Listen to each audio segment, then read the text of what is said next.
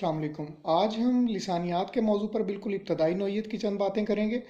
لسانیات اپنے وسیع مفہوم میں نفسیات، عمرانیات، سیاسیات اور بشریات وغیرہ کی طرح ایک سماجی علم ہے، کیونکہ اس کی بنیاد بھی ان تمام علوم کی طرح سماج کے ایک اہم ترین پہلو یعنی زبان پر رکھی گئی ہے۔ اگرچہ یہ دیگر سماجی علوم کی نسبت کم عمر ہے، لیکن اپنے سائنسی طریقہ کار کی وجہ سے روز بروز اس علم کی اہمیت میں اضافہ ہو رہا ہے۔ تاریخ کے عمل اور انسانی زندگی کے مختلف پہلوؤں کو سمجھنے میں لسانیات کی اہمیت اب پوری دنیا پر واضح ہو چکی ہے۔ آئیے سب سے پہلے اس کی تعریف کا تعین کرنے کی کوشش کرتے ہیں۔ لسانیات کیا ہے؟ اگر ہم اس لفظ پہ غور کریں تو اس کا مادہ لسان ہے، جو عربی زبان کا لفظ ہے اور اس کے معنی لینگویج یعنی زبان کے ہیں۔ اصطلاحی معنی میں بھی یہ لفظ استعمال ہوتا ہے، تب اس سے مراد آواز لیا جاتا ہے۔ اس لفظ سے اردو میں مختلف تراکیبیں بنائی گئی ہیں، جیسے کہ لسان العصر یعنی زمانے کی آواز اور لسان الغیب یعنی غیب کی آواز مراد اللہ تعالیٰ کی ذات ہے۔ یہ ترکیب معروف شاعر حافظ شیرازی کے لقب کے طور پر بھی استعمال ہوئی ہے۔ ایک اور ترکیب دیکھیے، جہاد باللسان یعنی زبان کے ذریعے جہاد۔ اسی سے ایک اور لفظ لسان ہے، یعنی بہت زیادہ بولنے والا یا باتونی۔ لسان کی جمع السنہ یعنی زبانیں یا لینگویجز ہے۔ آپ نے شعبہ السنہ یا السنہ شرق وغیرہ کے لفظ سن رکھے ہوں گے۔ لسان کے معنی سمجھنے کے بعد لسانیات کی ایک عمومی تعریف یہ ہوگی کہ یہ زبان کا علم ہے۔ یوں ماہر لسانیات کا مطلب ہوا زبان کے علم کا ماہر۔ زبان کا علم لسانیات کی عمومی تعریف، یا یوں کہیے کہ اس کا لغوی معنی ہے۔ اگر ہم لسانیات کی علمی تعریف کرنا چاہیں تو وہ یہ ہوگی کہ یہ زبان کا سائنسی مطالعہ یا زبان کا سائنسی طریقہ کار سے مطالعہ ہے۔ اس سے پہلے کہ ہم اس تعریف کی مزید تفصیل میں جائیں، میرے خیال میں یہ ضروری ہے کہ لسانیات کے طلباء اس موضوع پر بنیادی نوعیت کی چند کتب سے واقف ہوں۔ سب سے پہلی اور میری نظر میں اہم ترین کتاب پروفیسر گیان چند جین کی عام لسانیات ہے۔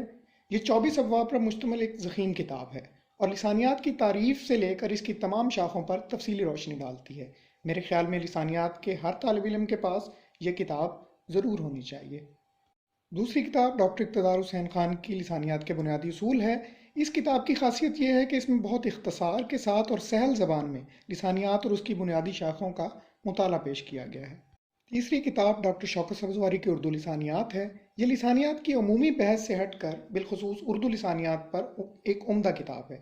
ڈاکٹر شوکت سبزواری نے اس کتاب میں اردو زبان کے نظام اصوات اور علامات سے سیر حاصل بحث کی ہے۔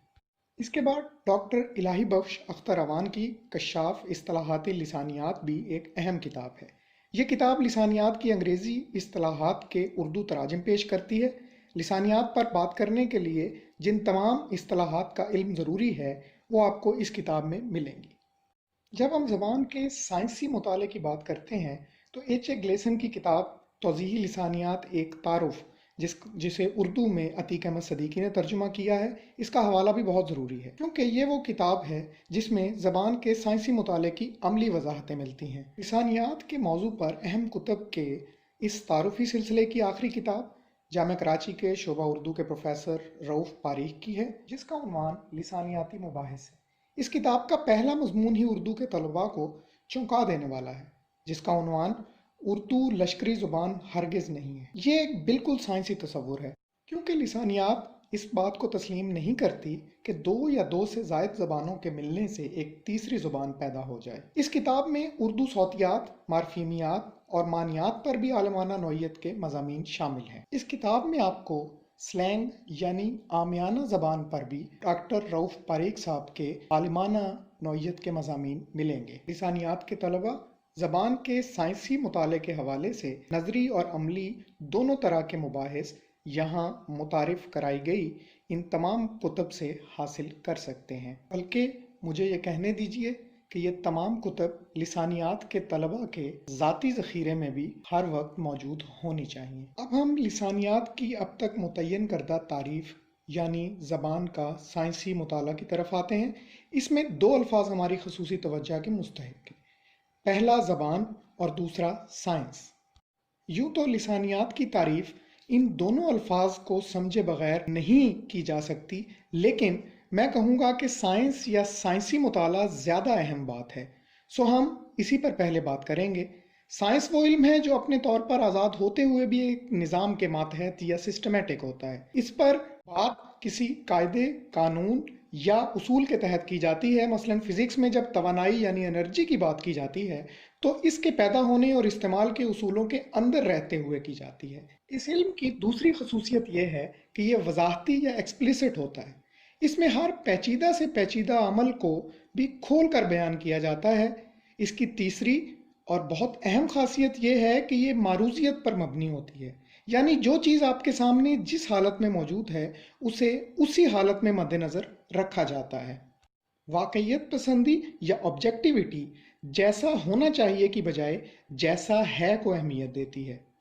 اس کے بعد سائنس کی تین اور اہم خصوصیات مشاہدہ، مفروضہ اور تجربہ ہے۔ مشاہدہ یعنی آبزرویشن، چیزوں کو غور سے دیکھنا اور ان کو سمجھنے کی کوشش کرنا۔ اس کے بعد مفروضہ ہے یعنی ہائپوتھسس، آپ چیزوں کا مشاہدہ کرنے کے بعد انہیں غور سے دیکھنے کے بعد ان پر ایک عارضی خیال قائم کرتے ہیں۔